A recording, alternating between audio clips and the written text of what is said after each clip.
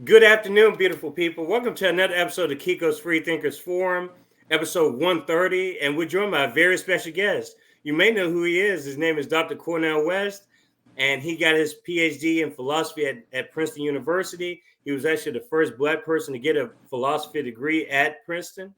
And he's running as an independent in this 2024 presidential race. And he's the author of 20 books, believe it or not. And two books really influenced my political development: Democracy Matters and Race Matters. Race Matters published in 1993, and Democracy Matters in '04. And then he also co-authored a book with a very important person in my academic development, Bell Hooks.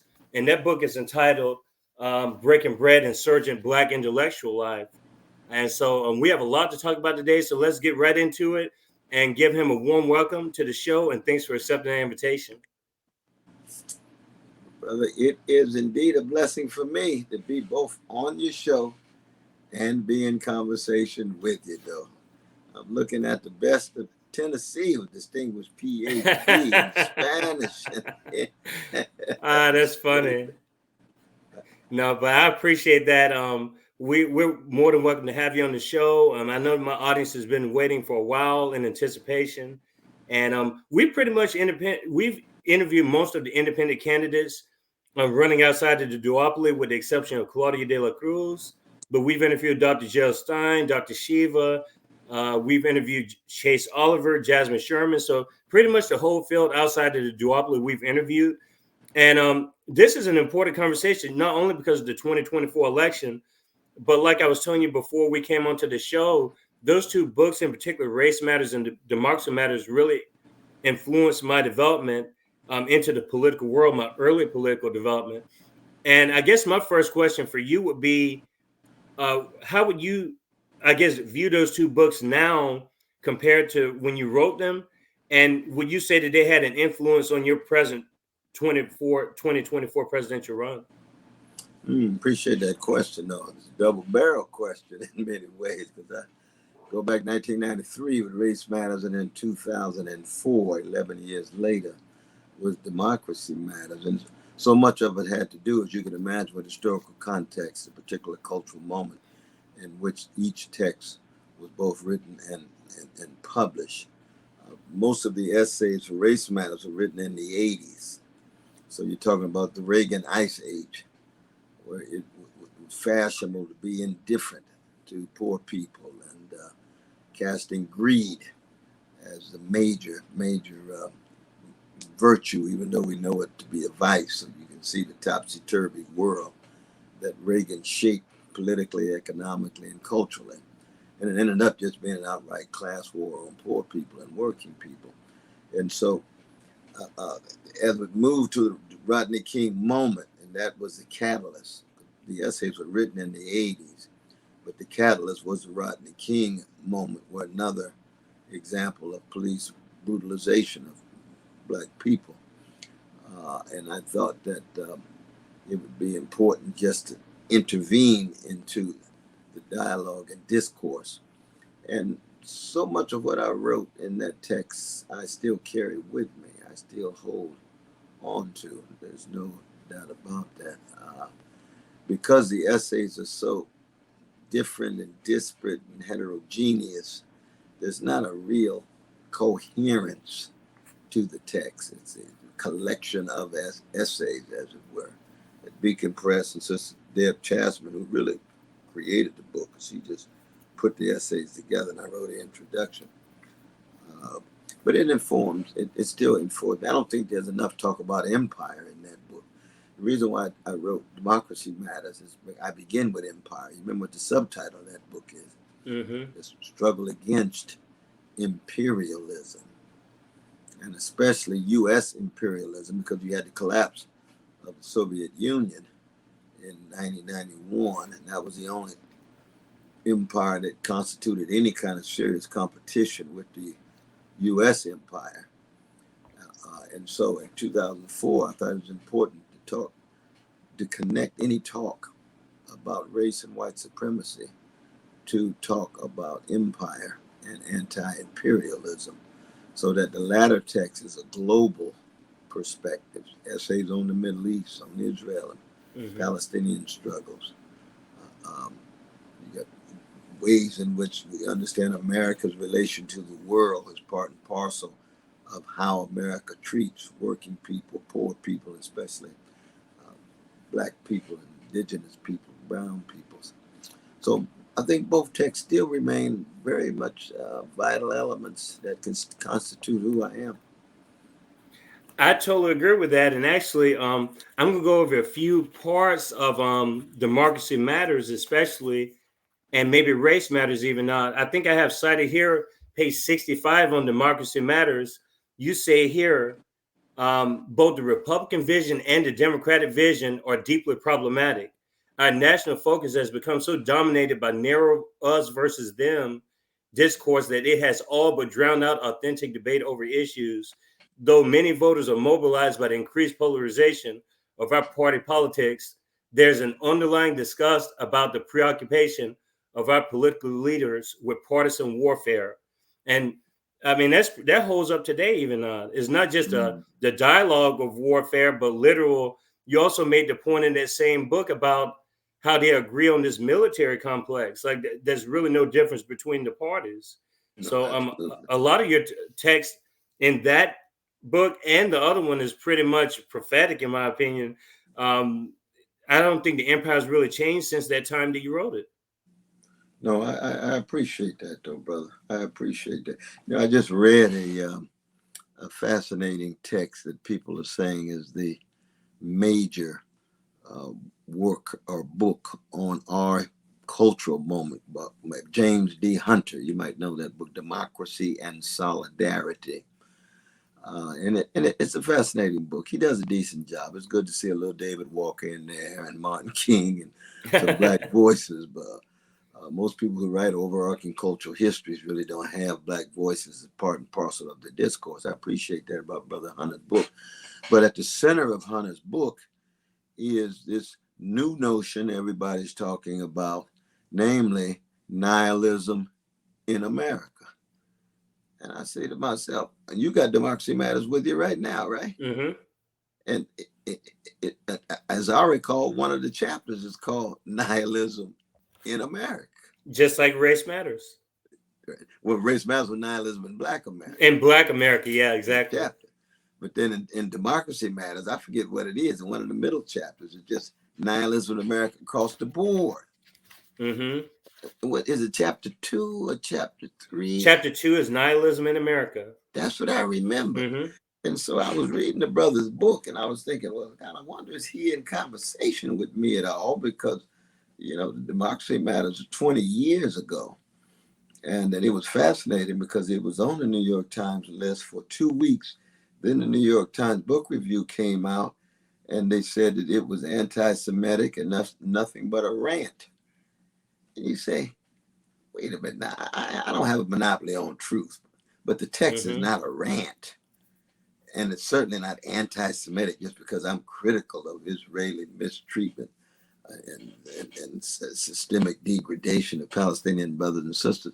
So you can see how the powers that be too often try to marginalize certain voices that actually could be helpful in our coming to terms with some of the deeper problems, because sooner or later, if you don't deal with poverty, wealth inequality, mass incarceration, militarism abroad, the chicken's gonna come home to roost. You end up with a fascist America. You're going what you reap is what you sow. The militarizing abroad more and more reinforces the militarizing at home. It takes resources away from resources that can be used to satisfying basic social needs like housing, education, health care, safe communities, and so on. And that's exactly the point that I was trying to make in that text. So I appreciate you lifting that up because it reminds me of the struggles that I was having back then in terms of trying to speak the truths that I think need to be put forward. Well, yeah, as you just mentioned, that whole this buzzword of anti-Semitism And I mean, if you follow your work, I mean, I don't know how anyone can make that type of an accusation unless you're just, I guess, blinded by all the propaganda. But it's very common and it's easy to succumb to the propaganda, especially in the United States, because we're convinced most of the country that we're the model to follow by in the world. We're very isolationist. We don't really focus a lot on cooperation, coordination. Is more so preemptive wars, proxy wars, instead. But whatever happened to dialogue, communication with people, even if you disagree with them, there's no sort of the discourse has basically been, if you disagree with me, I'm either going to cancel you, censor you, or I'm not going to have anything to do with you. Versus, I think when you were writing Race Matters, I believe that people dealt with politics a little bit more civilly at the very least. I don't think there was that much just getting rid of a person because they had a major disagreement about something. Right. I don't know. What would you think about that? Do you feel like the times have changed when it comes to political discourse? Because as I recall, my dear brother, and I'm already so deeply enjoying this conversation, man, because I tell you, you've done a lot of homework, but I know you, that kind of brother, you just do a whole lot of homework, make sure you come prepared. But when I wrote Race Matters, I had a chapter on Black conservatives, Thomas Sowell and Glenn Lowry and others. I mean, these are people who, I'd read Shelby Steele and what have you. I would read very closely, and we would have dialogues. We had public dialogues, debated Shelby Steele in Seattle at the National Association of Black Journalists, same organization that just had Trump. Glenn Lowry and I mean, we are very dear brothers. I have great respect for the brother, even when I think he's wrong as two left shoes. We're able to wrestle it out. And we had many fascinating conversations, both on paper and in public. But that was back in the 90s. By the time Democracy Matters came out, there was a certain kind of polarization, but it was not raw. It was not so rude, and it was not so ugly. Shoot up to 2024. Oh my God. It's hard to even be in the same room with some of these folk, which is very sad because I try to be Socratic, as you know, across the board. I have dialogue with anybody, as long as you don't talk about my mama. Because I'm a Christian, but not a pacifist. You know what I mean? You talk about her, and I'm gonna kick your behind in the name of Jesus. But I believe for the most part in just being open to learn and listen, to cultivate what the great Ella Baker called the faculty of receptivity, to learn how to listen and learn and receive, not just assert and put forward. You need both. You need both in that regard. And so much of American culture has lost the capacity to create conditions under which you can have genuine disagreement mediated with respect. I think that this is a fair question, considering the geopolitical context that we're in. We know about the Russo-Ukrainian, the continuous tension between those two parts of the world. Ukraine being a part of the former Soviet Union, being one of the Soviet republics. People tend to forget about this fact. And they, I guess, it seems like 2022 just came out of thin air, which it didn't. If you researched anything before with the Orange Revolution, before that, the Euromaidan, everything else, a lot of Americans just kind of have that vacancy, I guess, when it comes to the memory. And I don't know if that's because the news cycles change the story so often to kind of blind the public to the facts. But just thinking about the Israel question again, I'm going to ask kind of I guess it's rhetorical, but not really so much. I've just thought so much about what you said in Democracy Matters. You gave all the statistics about NATO and the war machine. And you cite here on page 118, you say this is in '04 now, people. Beautiful people, listen to this right here. This is 2004. You think this is 2024. Cornel West writes on page 118 of Democracy Matters, a conservative estimate of total U.S. foreign aid to Israel since 1949 is $97.5 billion.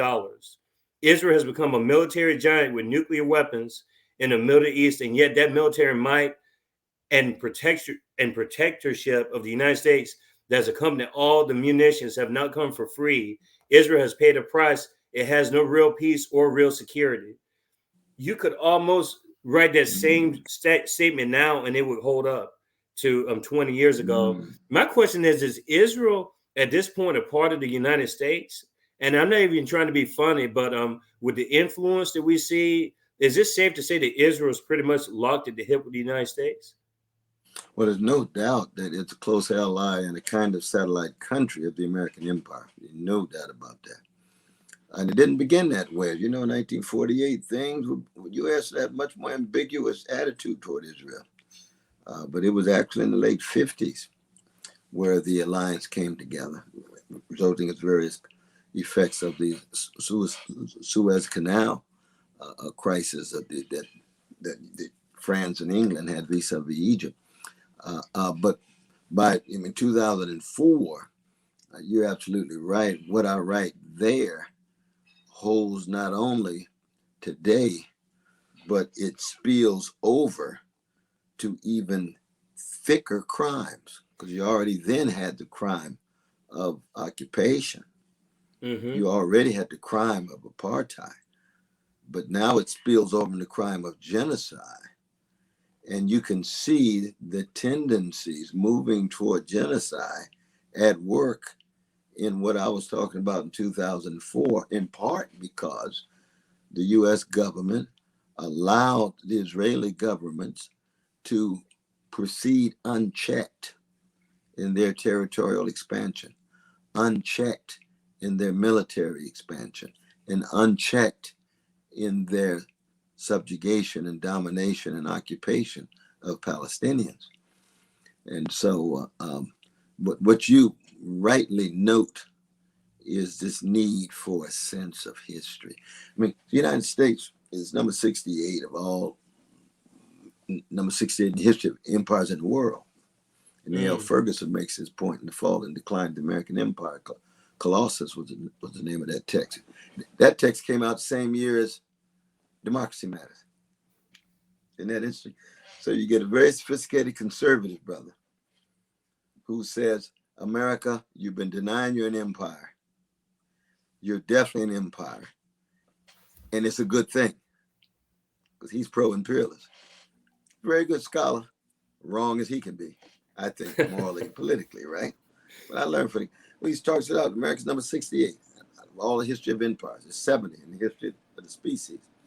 What he doesn't point out, because he's not looking at it through my lens. I look at it through the lens of colonized people, the lens of oppressed people, the lens of black people, in the belly of the U.S. beast, in the American empire, enslaved. That's barbarity. Neo-slavery, Jim Crow, barbarity. And now dealing with Jim Crow Jr., with de facto segregation, with its class dynamics and so on. And what you find is that America's the only empire, I argue, who views itself as innocent. And you see, so that innocence hides and conceals the violence. And it absolves America of any accountability, responsibility, or answerability. And what is distinctive, I think, about innocence is that it has no sense of history. It has no real sense of reality. That's the difference between being an innocent child walking on Main Street at Disneyland. Beautiful thing, eat your popcorn, have some Kool-Aid, yes. But that's not reality. There's no sense of history. And as soon as you bring history into it, what do you bring in? Suffering, social misery, domination, exploitation, and resilience and resistance in the face of domination. Well, you're not going to get that on Disneyland, and you don't want that on the weekend for your kids, but you can't have a Disneyland mentality in the real world. You just can't have it. It's the difference between Disneyland and the blues coming out of the Delta, Mississippi. The blues is not talking about innocence. It's talking about reality, history, temporality, conflict, contestation. That's the move from innocence to maturity. And the American empire has grown powerful and grown rich, never grew up. It still views itself as innocent. Israel the same way. They can commit genocide and view themselves as innocent and the victims. They could kill 15,000 Palestinian babies in a matter of months and deny it. And then allow the United States to deny and help them enable it. So that America, the great F.O. Matheson, who was one of the greatest American literary critics, wrote a classic in 1941 called American Renaissance. He was a Christian socialist, actually committed suicide tragically, but he was a gay brother wrestling with his identity and sexual orientation. He's a great scholar. But he used to say in his lectures, he said, would America be unique among modern nations to move from perceived innocence to corruption without a mediating stage of maturity? He hit the nail on the head, my brother. The nail on the head. And somebody like myself who comes out of the Black freedom struggle, who's a blues man and a jazz man, you say, hey, wait. Innocence has no role. Childishness has no role. Childlikeness, yes, that's different. When you're childlike, you got this sense of awe and wonder, open-mindedness, curiosity about the world. We ought to be childlike till the day we die. But childish, innocent, egoistic, narcissistic. I mean, Trump, of course, is a grand exemplar of what I'm talking about, right? That's what it is to be an American gangster. To do anything, think you can get away with it. Say anything, think you can get away with it. And view yourself as innocent all the time. Take no responsibility. And think somehow chicken's not going to come home to roost. Think somehow you're not going to reap what you sow. Absolutely. Before we segue a little bit into the actual campaign, the West campaign itself, I would argue that what we're talking about pertains to your campaign. That was the whole point of me absolutely incorporating. But you're speaking at a much higher level than 95% of the people that do interview me. And that's very important because you got to frame this thing right, you know. Oh, well, I appreciate that. Thank you so much for bringing that up. That's what I try to do, is distinguish myself from, the typical questions. I mean, I could do that, surely, but I also want to bring in what I offer to the table so the audience can see that. And I think it enriches the discourse, the conversation. And I think people can see that with the results that we've had so far with this episode 130. And all the other beautiful episodes that we've had before that. And just a slight plug in that, this is a free public service forum. I would urge my audience to subscribe for free. It doesn't cost you a dime, just a little bit of time to expand your mind. And remember, you can't unthink free thought.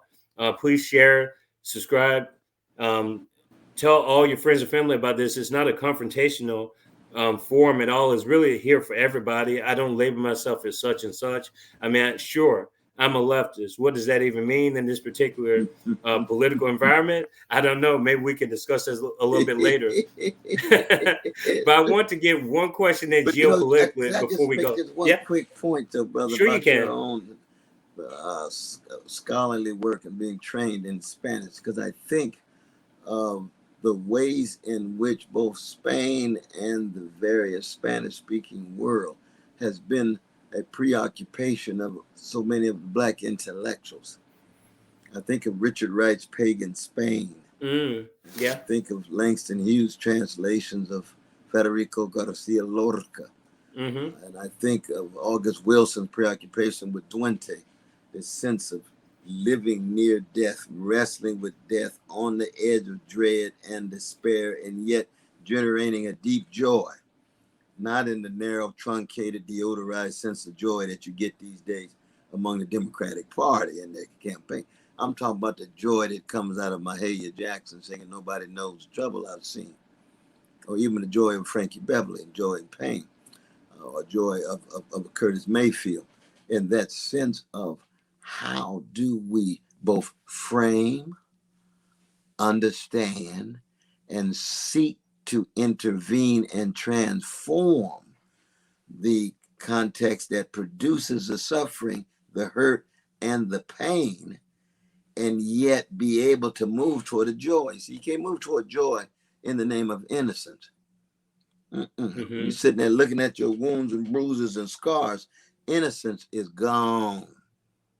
It's over. You in the midst of battle. Yeah. You know what I mean? You in the midst of a war. It's like, hey, wait. Absolutely. Samuel Beckett called it the mess, and I would call it the funk. When you're in the midst of the funk, this ain't about innocence and purity at all. It's a question of how you going to equip yourself to make sure you are fortified to sustain your motion and your movement that has a spiritual and a moral dimension to it. And that's the history of the Black folk that I come from and you come from. See, we ain't got time to view ourselves as innocent. No. We trying to come up with ways of getting our armor in place with all of this ugliness coming at us. Hatred, greed, terror, trauma, and sorrow, and so on. But that's just a kind of digression. But I was just kind of reflecting on that because it's not every day I speak to a brilliant brother who's been trained in Spanish, man. I'm telling you, it's a rare. I know probably not as rare as I think, but it must be a number of you all Black folk in PhD in Spanish. Is that right? I honestly, Dr. West, I didn't realize how it's not common, but it's not as uncommon as people think. I didn't realize this until I started going to conferences. When I went to a Houston conference in 2016, I think there were probably at least 300 Black academics that had some kind of a Latin American adjacent, peninsular Spanish training in the literature. Like, we don't teach just basic Spanish courses. Like, we do philosophical classes in Spanish. Absolutely. We do all the seminars, and it was really an amazing experience when I went to Houston in 2016, and then going to international conferences and stuff. You meet people who have like interests, but there's a lot of us out there. But the unfortunate part about academia isn't the amazing minds. It seems like once you cross the literary with the political, that's where the compromises begin. And most people, even in my field that are Black, that's where it stops with us. It's like we have that common love with each other with the literature, but when you start talking about politics, that's where it's just like you're talking to a wall. It's just they're so compromised by the Democratic experience, the Democratic Party experience, and they don't connect the dots that we're trying to go against the glass ceiling in a way. Like, sure, we made it within this academic professional class circle, but aren't we trying to connect with the working class? And I feel like people are disconnecting from the working class once they graduate from the seed and they get into academia. They become the mainstream media. They become the two-party system. So that's the problem with the elevation. You can't even talk about politics. Everything is Obama's the best thing ever. And it's like, how do you respond to that when you have completely different views? I don't want to ostracize people, but at the same time, I feel like my point of view is never heard in those circles. Wow. And that's of your generation, huh, my brother?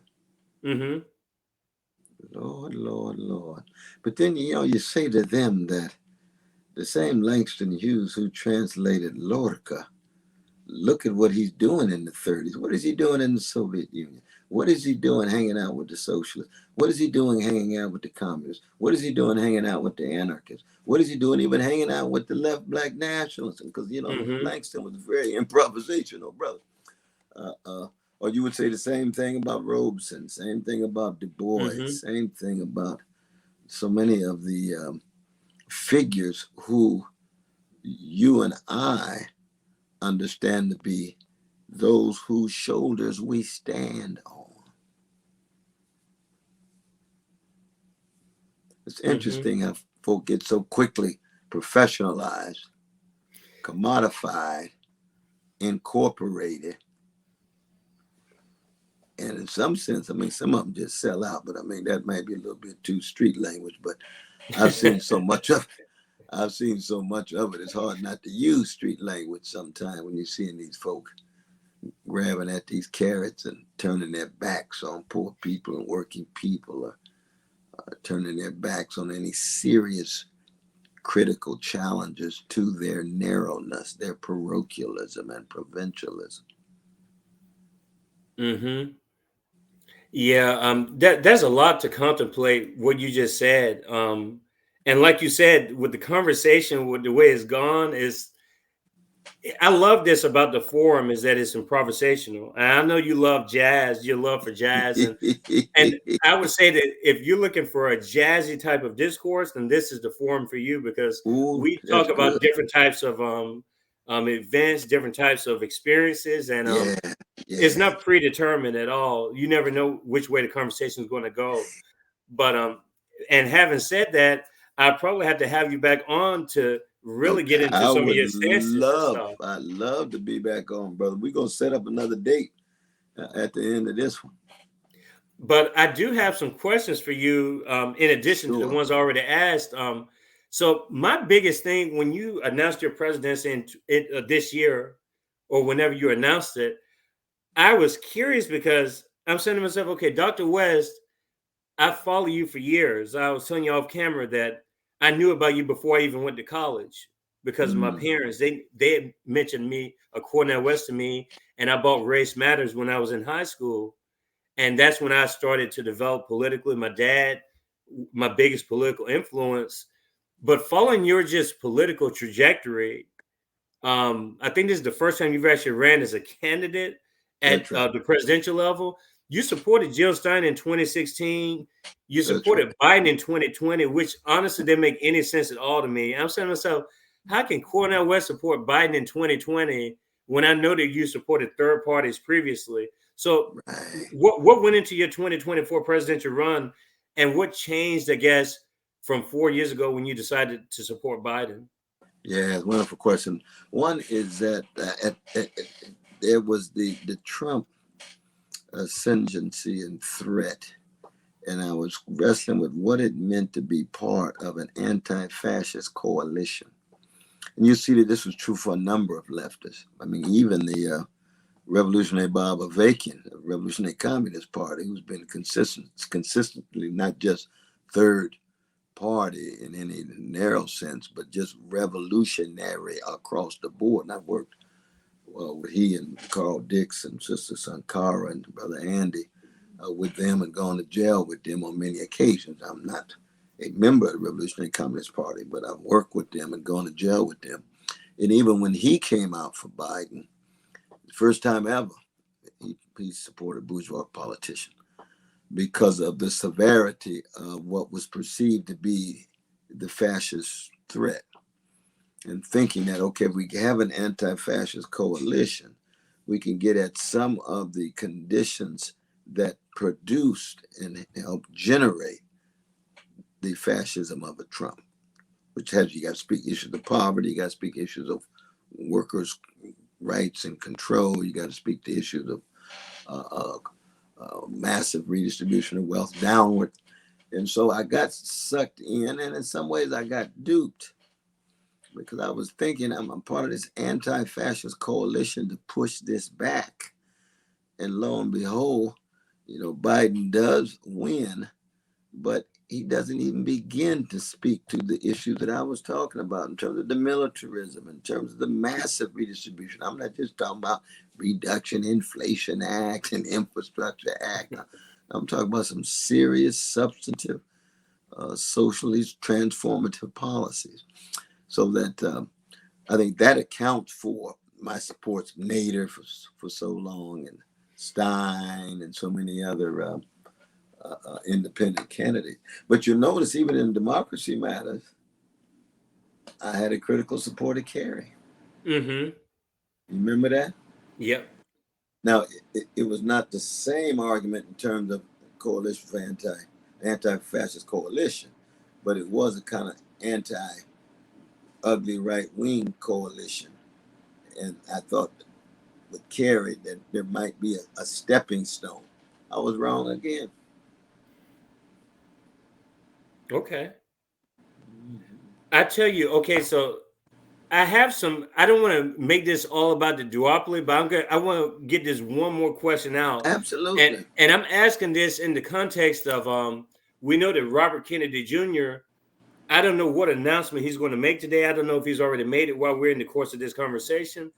But I published a Substack this past Sunday about the implications of people like yourself, Jill Stein, RFK, Gloria de la Cruz, all these different people running, and how the field, this is the time for a third party or independent candidate to break through this duopoly, finally, even if it just means getting public funding for future elections, Right. subsequent elections. It's perplexing if RFK decides to drop out of the race and endorse Trump, which to me would be absolutely insane. Like, I don't understand the point of doing that whatsoever. But my question for you would be, you wouldn't, under any circumstance, endorse a Kamala Harris at this point in the game, would you, less than 100 days out? I can't possibly conceive of it. I am committed to going all the way, trying to hit whatever tape I can hit. Because see, the thing is, a few months ago, I had been saying that Biden was going to have an LBJ moment and drop out. People thought I was on the crack pipe.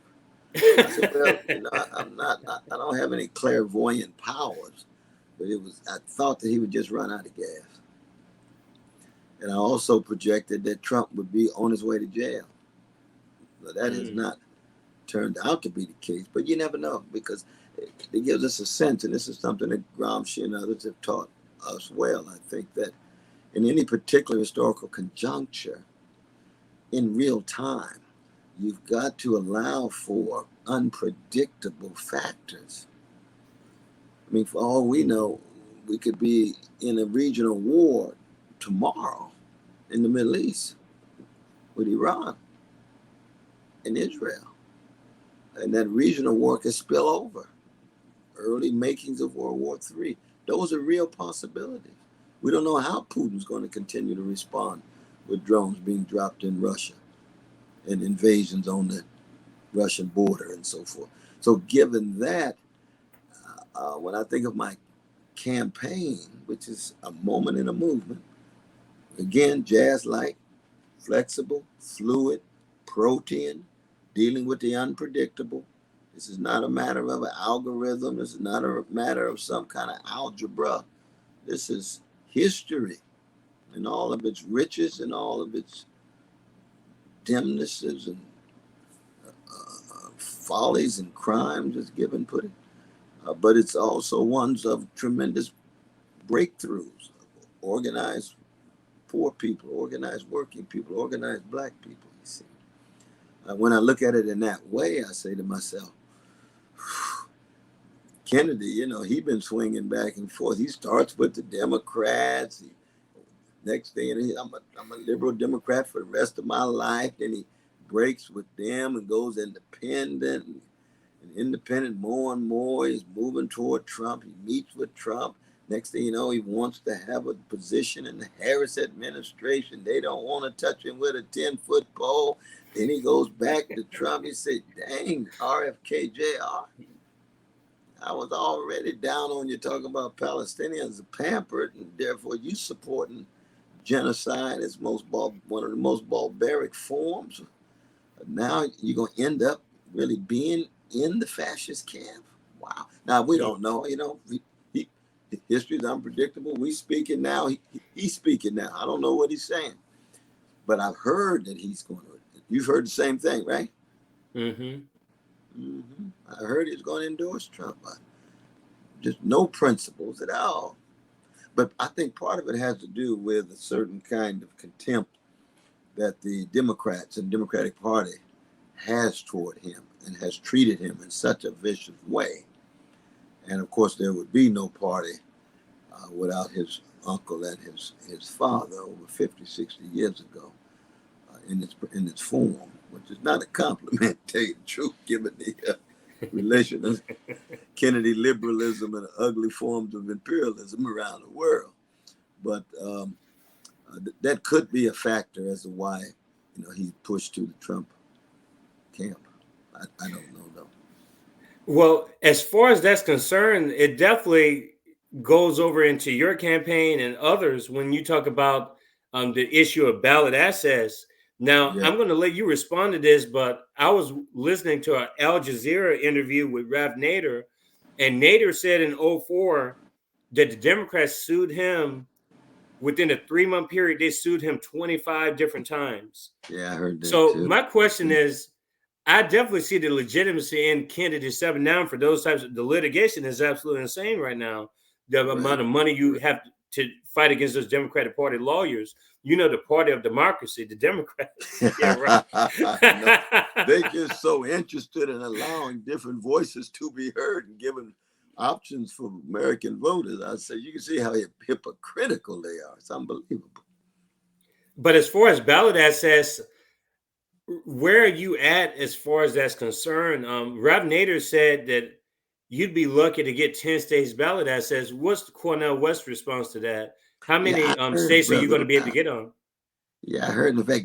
I think he said 7. 7 is what he said. Yeah, that's exactly what he said was 7. He said 7. I said, Brother Ralph, I got to reach out to my brother because I talked to him before I entered and always learned from him. He's a towering figure. I love that brother. Lebanese brother. A lot of people overlook his Lebanese heritage, but no, but we're already on 16. Oh, you are? People's minds. But see, you got 3 different forms.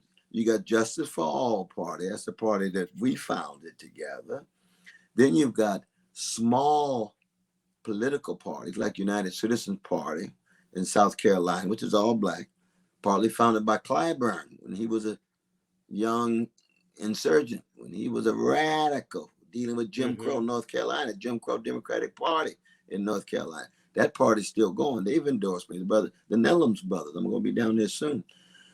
The same is true with the Aurora Party in Alaska and the Progressive Party in Oregon, the Unity Party in Colorado, the party that Brother Bernie Sanders founded in Vermont, the Green Mountain Party, Peace and Freedom. They've endorsed me. Now that Bernie's part of the establishment, even given his concerns about, working people that he remains tied to in a sincere way, but he's now very much part of the Democratic Party establishment, just like AOC and the others. So that in that sense, if you include Justice for All, which is independent, those smaller parties, Natural Law Party in Florida and Mississippi, that's in the process of endorsement. But then the third would be write-in. In writing, we'll have about 22. So we'll end up with about 46. There's 4 states that it's just impossible. They have no write-in.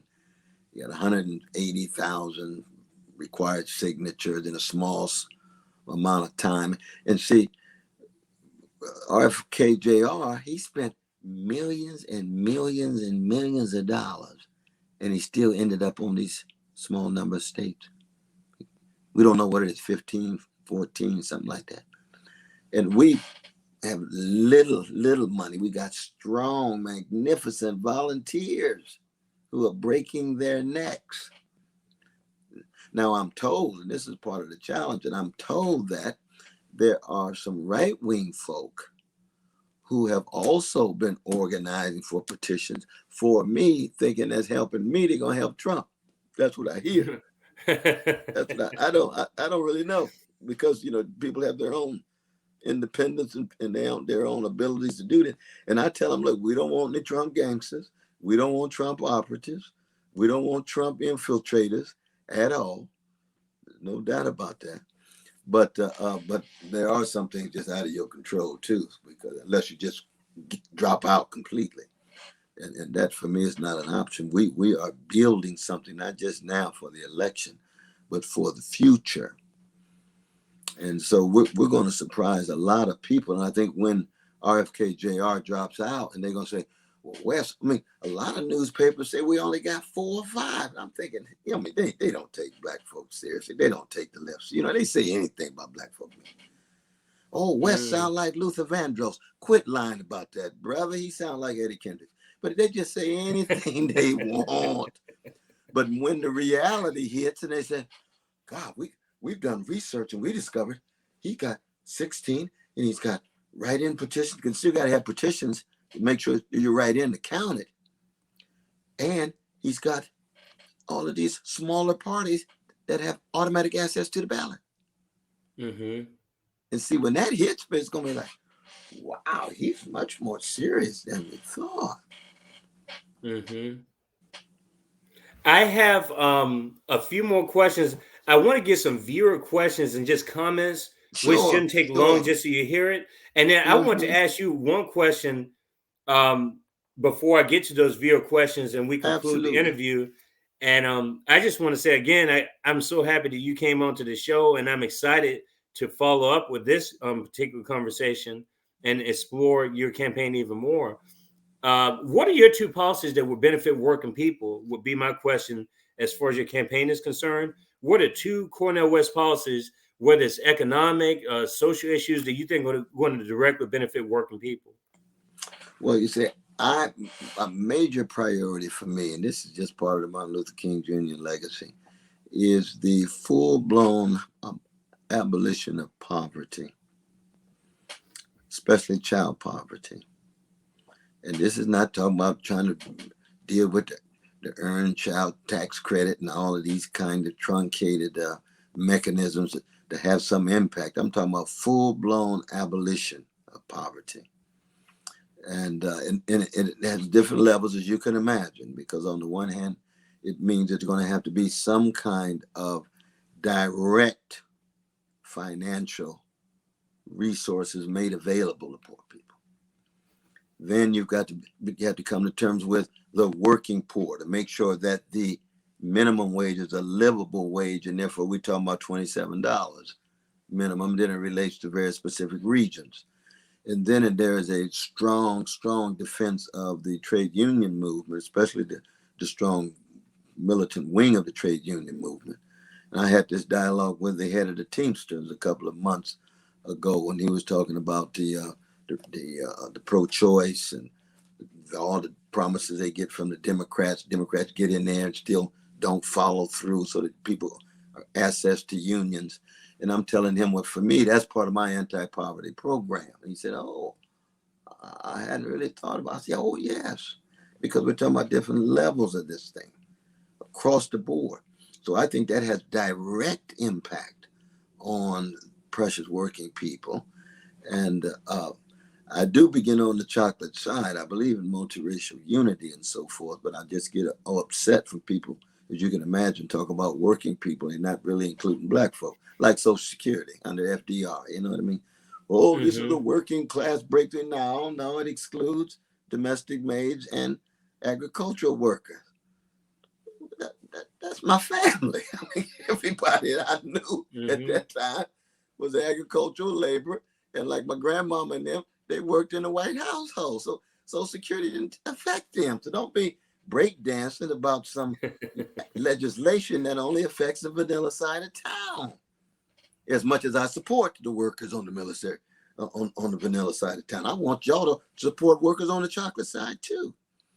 And so for me, the follow through with that is to try to zero in on the specificity of black folk. And that's what reparations plays a role for me.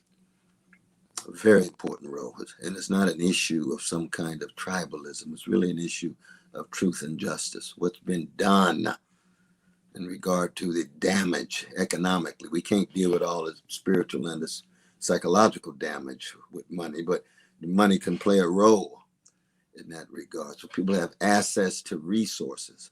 So you have access to resources as citizens, that's everybody. Reparations has to do with those particular peoples who have been enslaved and Jim Crowed and Jane Crowed and so forth, which is to say basically been ripped off economically.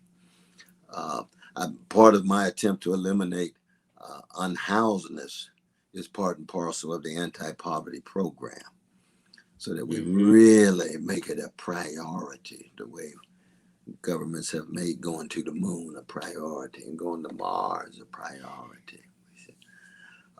Beyond that, as you can imagine, there's massive disinvestment from military and reinvestment in satisfying basic social needs. But I'm running to head the empire in order to dismantle the empire. We'll say more about that the next time we have a dialogue. But it partly comes out of Democracy Matters, as you rightly know. Mm-hmm.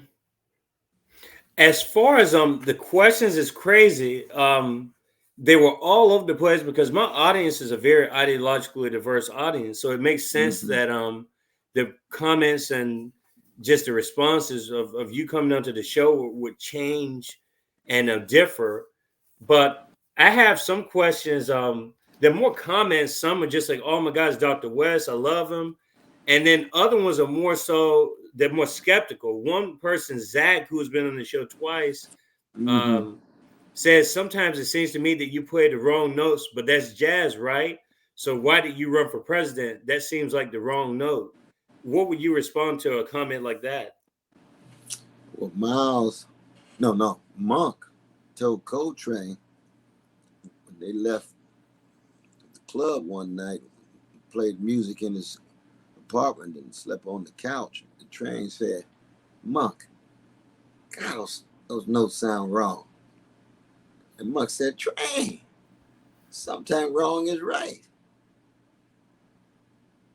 I'm not going to sound like Father Hines. I'm not going to sound like Earl Gardner. I'm not going to sound like William DeLyon Smith or James P. Johnson. Those are my masters. I'm rooted.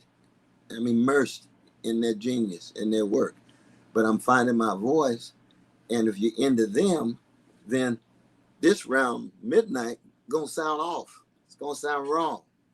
But it's right for me in terms of my calling, in terms of what I'm trying to do musically, existentially, artistically.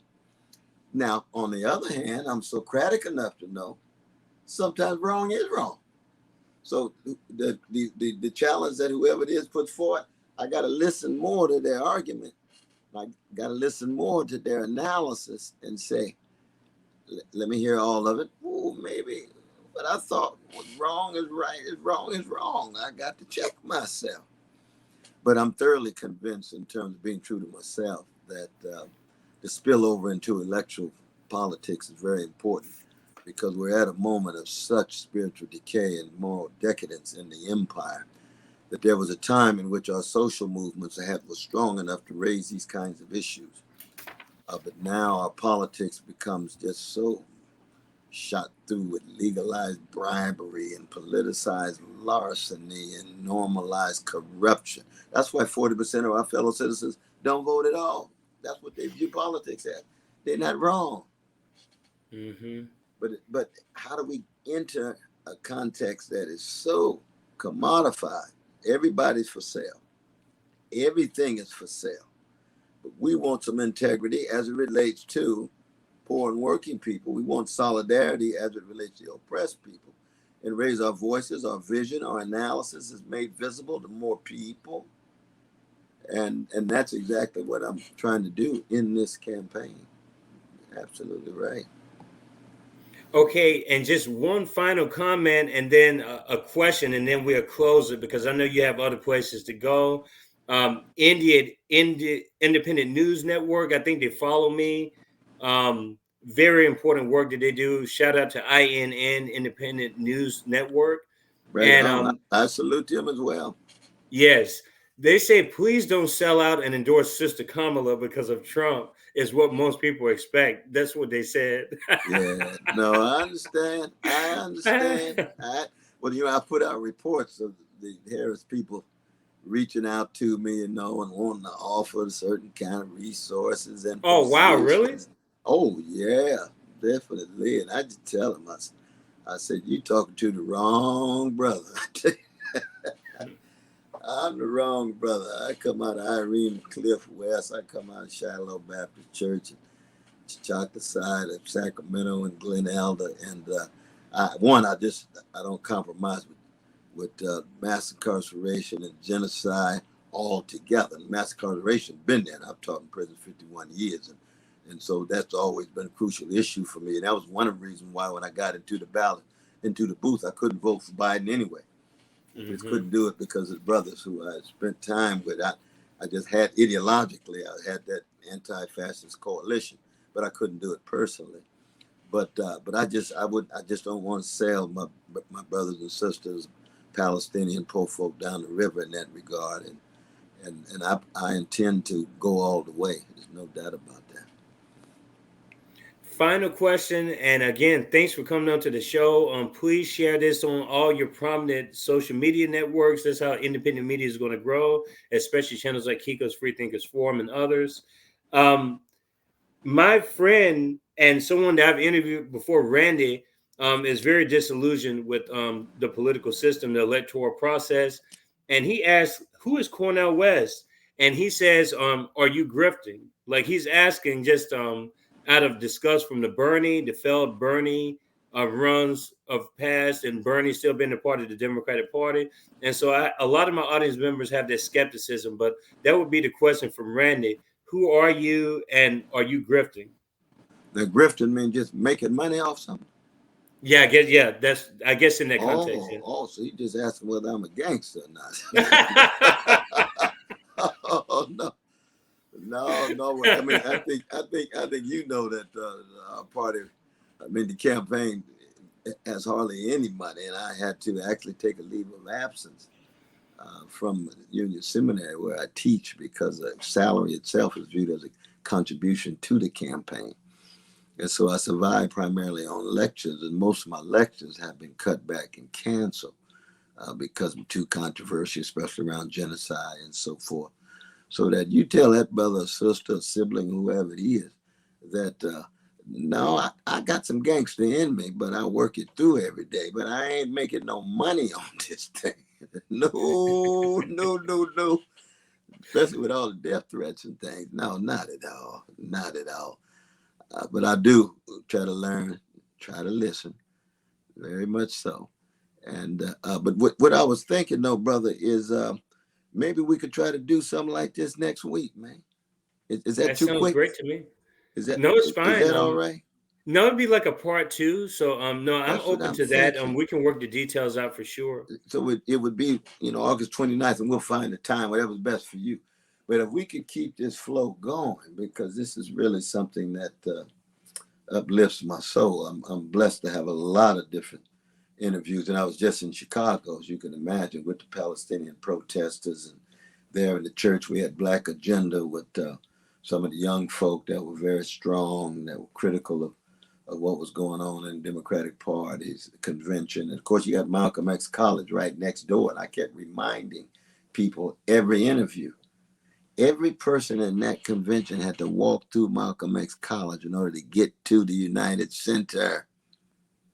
And I said, can you imagine a juxtaposition of the love of Black people, the love of poor people, the willingness to serve and live and die for Black people and Black people's freedom and oppressed people's freedom around the world? All of those folk had to deal with that reality and then move into the deodorized, sanitized space of the Democratic Party's convention. Mm-hmm. And it's precisely that kind of juxtaposition that this campaign is all about. Why? Because Malcolm, Fannie Lou, Martin, Ella Baker, they set the standard. Now, I fail, and I think most people not able to fully approximate the standard that they set of love and courage, but we know what the standards are. We know what the standards are. So what we'll do is we'll be able to follow through on the conversation that we're having now. And we can really go into just the sheer idolatry of Sister Harris's speech. America wow. Is the greatest story ever told. She must be losing her mind. You're talking about Sister Harris and Kamala Harris? Yeah. Oh gosh, you're gonna force me to watch some stuff I don't want to watch. You didn't see her speech yesterday? Oh no, I tried my best to not be No, Oh, I have no interest brother. in that, but I'm going to have to watch it She now for the ended purpose of the this. greatest story ever told. I thought you were going to say something about Jesus. She said, is America the greatest privilege of all time is to be an American. She wrapped herself around the flag. So it was so idolatrous, man. Oh, Just, seriously? I didn't know that. No, I have to. oh, brother. And she said, and in order to do that, you need the most lethal army. And I'm going to make it a lethal army, always ready to attack. So the imperialist core of that idolatry was so explicit. But as you can imagine, people crying and things because you got the black sister and the Jamaican sister and the Indian sister standing there, now the face of an empire. We saw the same thing with Obama. And that's real. We got cousins and family members and everybody who wrestles with these kind of issues, you see. Ain't no doubt about that. But that's something we'll talk about next week. You'll get a chance to see it. You'll get a chance to check it out now. Oh, unfortunately, yeah, I'm going to have to watch that. But I'm beautiful sorry people. to put that on you, though. No, you're good. Dr. Cornel West people, beautiful people, 130, episode 130, epic episode 130. Hopefully we can have Dr. West on around the same time this upcoming Friday. And I just want to say, take care of yourselves out there. Think about free thought. Expand your mind a little bit. Hopefully everyone enjoys the conversation. And we'll talk to you all later. Cheers, everybody. Appreciate you, brother. Take good care. Thank you. Hey, you too. Right on. God bless you, man.